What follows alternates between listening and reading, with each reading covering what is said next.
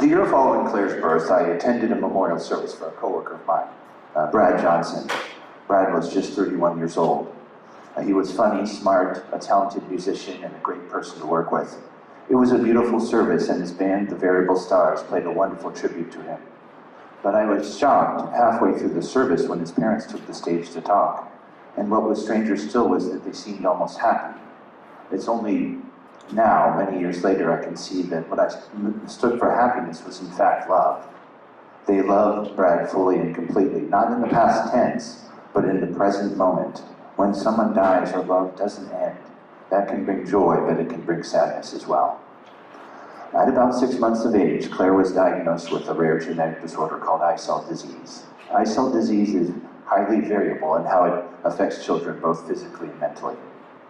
Although Claire was always very verbal, she struggled with language.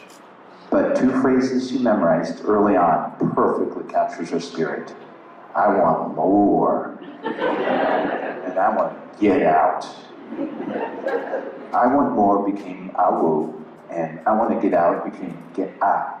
But Claire was always hungry to get out in the world and experience everything it had to offer. Sometimes words had multiple meanings, depending on context.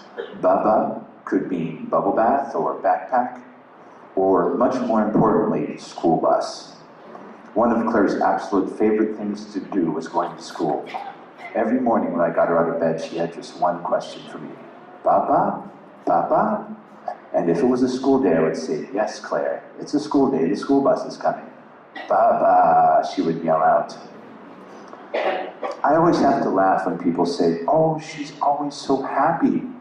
And while that's mostly true, she radiated pure joy. She was also very passionate. She could fly into a rage when she didn't get what she wanted, but it was never out of spite. She was hungry for fun and adventure. After she passed, I learned that her name meant clear, light, or bright. That's a perfect description of her, a pure being with an instinctive sense of what's important in life. Taking pleasure in each other's company, smiling, laughing, and singing, and sharing simple adventures with friends and family. She didn't care about politics or religion or any of the nonsense the rest of us endlessly obsess over. She loved birthdays, and every birthday became her birthday. You can imagine how difficult it could be to wrangle 6 people into a minivan to go on a hike. When we were all packed up and ready to go, everyone was stressed out and miserable, except for Claire. She would be beaming with anticipation and filling our vehicle with her singing and laughing. I loved being her father. It felt in many ways like being the parent of a celebrity.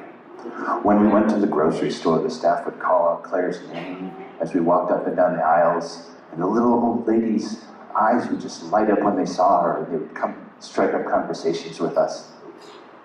Even the things that used to bother me became amusing, like some of the stares we would get.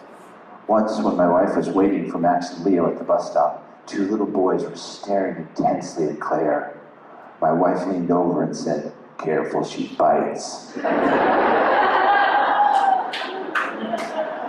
Claire might have been a daddy's girl, but no one understood her better than my wife, Susie.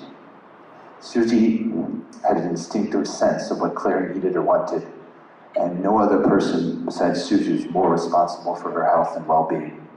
The endless calls for services, all of the visits for physical and occupational therapy on her days off, her negotiations with the regional center, George Mark House, and Make-A-Wish, language therapy, music therapy, massage therapy, and finally with Coastal Kids, where we found our wonderful nurse Anne, who helped make Claire's last year with us so incredibly special. One of the nice things about being a special needs parent is all of the compliments you get. But the truth is, we didn't raise Claire out of a sense of duty or obligation. We didn't do it to set an example of special needs parenting. We did it for the simple reason that we loved Claire. We could have kept Claire in a bubble. We could have tried to keep her safe from the world. But Claire wanted more, and she wanted to get out. And that's really the most important thing we can learn from this amazing and beautiful girl. We want to thank everyone who's been touched by Claire's incredible spirit and has come together with us to celebrate her life. Thank you.